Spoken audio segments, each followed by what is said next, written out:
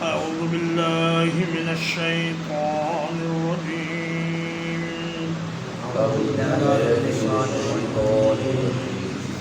وإن أحد من المشركين استجارك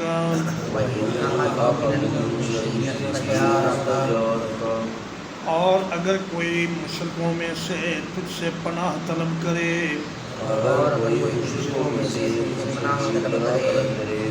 فَأَجِرْهُ حَتَّى يَسْمَعَ كَلَامَ اللَّهِ تو اسے پناہ دے دیجئے یہاں تک کہ وہ اللہ کا کلام سن لے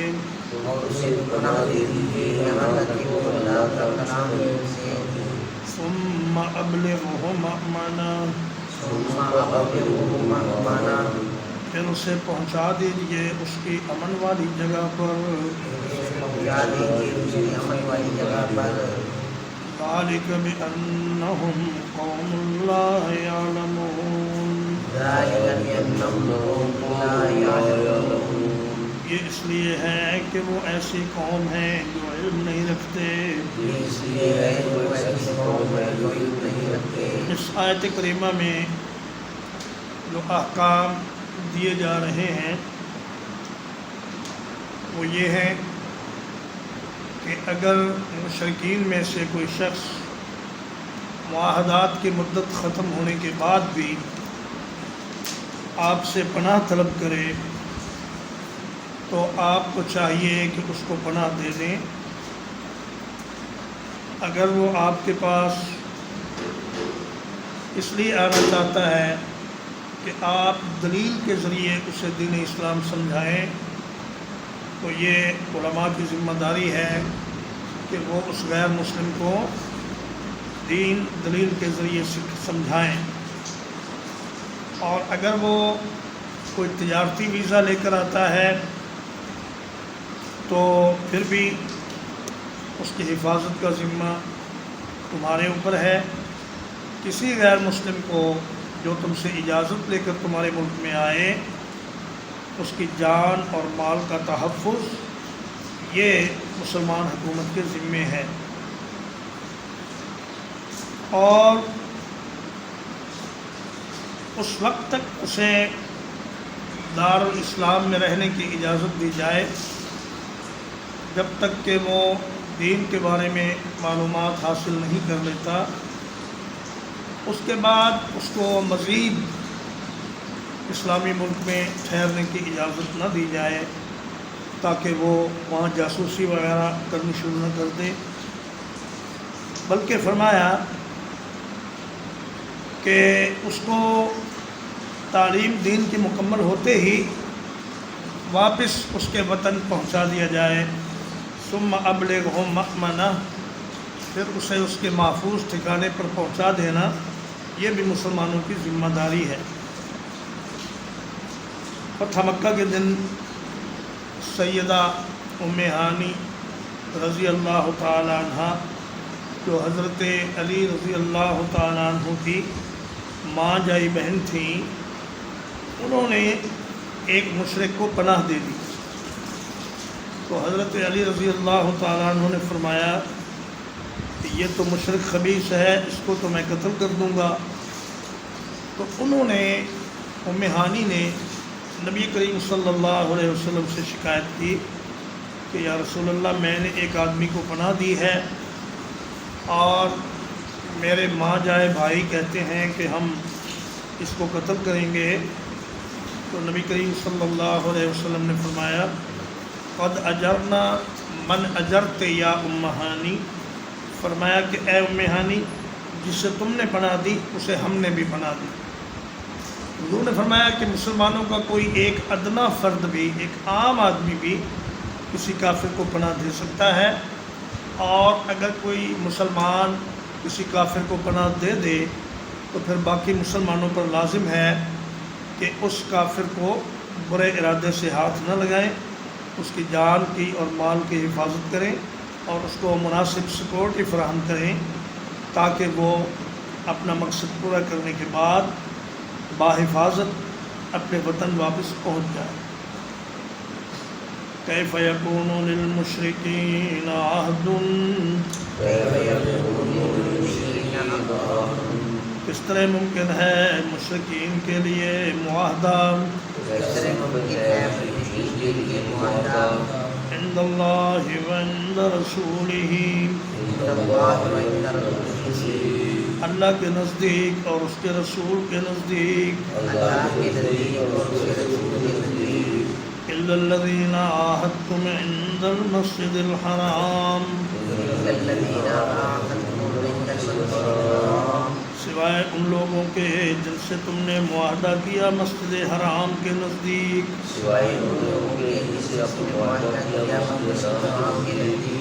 فما استقاموا لکم فاستقیموا لہم،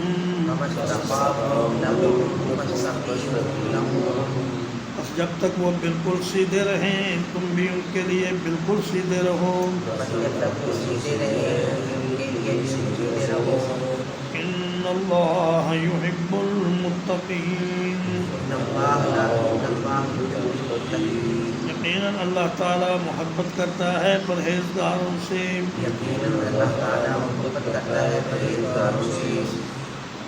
فرمایا مشرکین کا عہد اللہ کے نزدیک اس لیے کوئی وقت نہیں رکھتا کہ یہ لوگ اپنے وعدے کی پابندی نہیں کرتے اور ہمیشہ عہد کی خلاف ورزی کرتے ہیں، اور فتح مکہ کے ساتھ ہی یہ جب آپ نے 9 ہجری میں اعلان برات فرمایا تو فرمایا کہ اب ان کے تمام معاہدے کالعدم ہیں، لیکن وہ معاہدے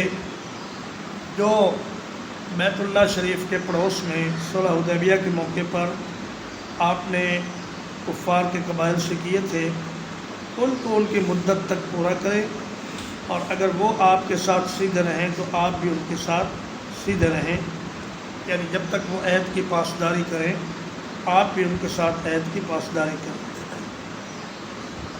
اور فرمایا کہ معاہدے کے معاملے میں کوئی خیانت کرنا یا گڑبڑ کرنا یہ جان لو کہ اللہ تعالیٰ کو پسند نہیں، اور اللہ پرہیزگاروں سے محبت کرتا ہے۔ مطلب یہ کہ تقوی اور اللہ کے ڈر سے کام لیتے ہوئے تم ان کافروں کے ساتھ ان کے معاہدے پورے کرو۔ کیف وإن یظہروا علیکم، کیسا ہوگا جب کہ وہ اگر غالب آ جائیں تم پر، لا یرقبوا فیکم الا ولا ذمہ، وہ کوئی لحاظ نہیں کریں گے تمہارے بارے میں رشتہ داری کا اور نہ معاہدے کا،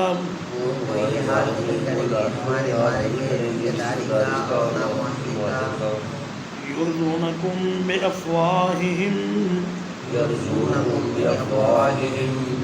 وہ تمہیں راضی کریں گے اپنے منہوں کے ذریعے، وَتَأْبَىٰ قُلُوبُهُمْ، اور انکار کرتے ہیں دل ان کے، وَأَكْثَرُهُمْ فَاسِقُونَ،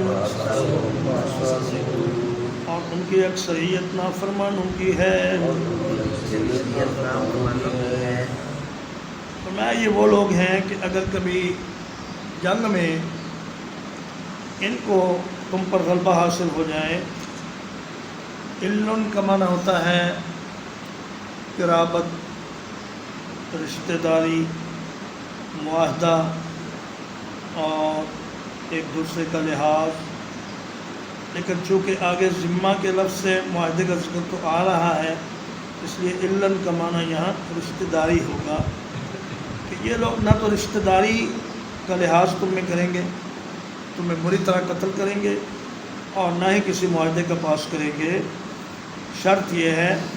کہ انہیں تم پر غلبہ حاصل ہو جائے، یعنی جب ان کے پاس قوت ہوگی تو وہ تمہارا کوئی لحاظ نہیں کریں گے اور تمہیں اپنے باتوں سے مطمئن کرنے کی کوشش کریں گے، جیسا کہ صلح حدیبیہ کی جب خلاف ورزی قریش نے کی تو ابو سفیان بن حرب یہ پہنچے مدینہ اور دو آدمیوں سے ملے، حضرت علی رضی اللہ تعالیٰ عنہ سے اور اپنی بیٹی سیدہ ام حبیبہ رضی اللہ تعالیٰ عنہ سے، جو کہ رسول اللہ صلی اللہ علیہ وسلم کی زوجہ محترمہ تھیں۔ تو ان کے گھر جب گئے تو بیٹی نے کہا کہ ابا جان آپ ذرا کھڑے ہو جائیں۔ وہ کھڑے ہو گئے تو سیدہ نے بستر کو لپیٹ دیا اور کہا کہ اب بیٹھ جائیں۔ ابو سفیان نے کہا کہ کیا یہ بستر میرے لائق نہیں یا میں اس بستر کے لائق نہیں؟ انہوں نے کہا بستر تو بڑی عزت و احترام والا اور بڑے مرتبے والا ہے، آپ ہی اس بستر کے لائق نہیں، اس لیے کہ آپ مشرک ہیں اور یہ بستر اللہ کے نبی کا بستر ہے، اس پر کسی مشرک کو بیٹھنے کی اجازت نہیں۔ ابو سفیان نے پیچ و تاب تو بہت کھایا، لیکن اس موقع پر بول نہیں سکتے تھے، اس لیے کہ وہ گئے تھے صلح کی تجدید کے لیے اور سفارتکار کے طور پر وہاں پہنچے تھے۔ بڑی چکنی چپڑی باتیں انہوں نے کی، مقصد یہ تھا کہ ایک بار پھر اگر ہماری ان کے ساتھ صلح ہو جائے تو ہم پھر اپنی قوت میں اضافہ کریں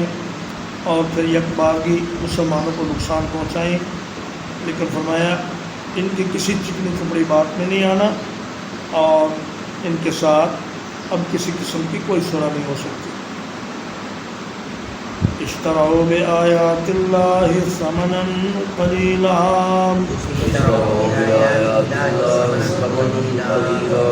انہوں نے خرید لیا اللہ کی آیات کے بدلے میں تھوڑی قیمت کو،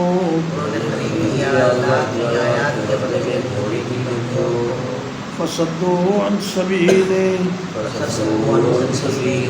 پس روکا انہوں نے اللہ کے راستے سے لوگوں کو، انہم ساء ما کانوا یعملون، یقیناً برا ہے وہ جو کچھ کرتے رہے تھے۔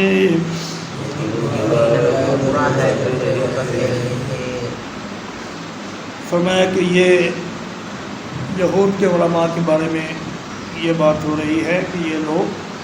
اللہ کی آیات کے بدلے میں دنیا کا تھوڑا سا فائدہ پسند کر لیتے ہیں، اور مشرکین مکہ کا بھی یہی حال ہے کہ وہ تھوڑے سے فائدے کے لیے اللہ کی آیات کا انکار کر دیتے ہیں، اپنی قوت اور اپنی ساری دولت اس بات پر خرچ کرتے ہیں کہ لوگوں کو اللہ کے راستے سے روکیں،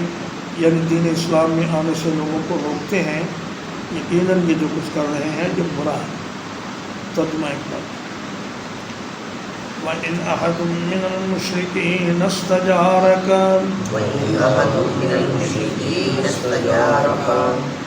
اور اگر کوئی ایک مشرکین میں سے آپ سے پناہ طلب کرے، فَأَجِرْهُ حَتَّى يَسْمَعَ كَلَامَ اللَّهِ، تو اسے پناہ دیجیے یہاں تک کہ وہ اللہ کا کلام سن لے۔ ثُمَّ أَبْلِغْهُ مَأْمَنًا، پھر پہنچا دیجیے اسے اس کی امن والی جگہ پر۔ ذَلِكَ بِأَنَّهُمْ قَوْمٌ لَا يَعْلَمُونَ، یہ اس لیے ہے کہ وہ ایسی قوم ہے جو علم نہیں رکھتے۔ کیف یکون للمشرکین عہد، اس طرح ہو سکتا ہے مشرکین کے لیے معاہدہ، عند اللہ وعند رسولہ، اللہ کے نزدیک اور اس کے رسول کے نزدیک، إلا الذين عاهدتم عند المسجد الحرام، سوائے ان لوگوں کے جن سے معاہدہ کیا تم نے مسجد حرام کے نزدیک، فما استقاموا لكم فاستقيموا لهم بس جب تک وہ تمہارے ساتھ بالکل سیدھے رہیں تم بھی ان کے ساتھ بالکل سیدھے رہو.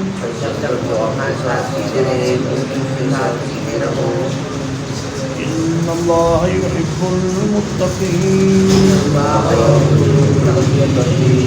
یقیناً اللہ تعالیٰ پرہیزگاروں سے محبت کرتا ہے. کیف وإن یظہروا علیکم.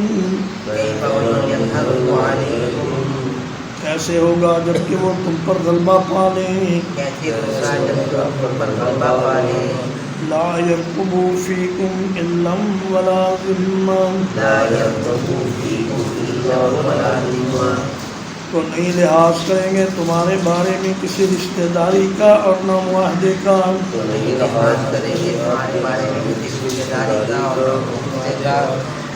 یرضونکم بافواہہم. تمہیں راضی کرتے ہیں وہ اپنے منہوں کے ذریعے. وتابى قلوبهم. اور انکار کرتے ہیں دل ان کے. وأکثرهم فاسقون. اور ان کی اکثریت نافرمانوں کی ہے. اشتروا بآیات اللہ ثمنا قلیلا. انہوں نے خرید لیا اللہ کی آیات کے بدلے میں تھوڑی قیمت کو. فصدوا عن سبیلہ. تو روکا انہوں نے اللہ کے راستے سے لوگوں کو. انہم ساء ما كانوا یعملون. یقیناً برا ہے جو کچھ وہ کرتے رہے ہیں. صلی اللہ علیہ نبینا محمد وآلہ وصحبہ اجمعین.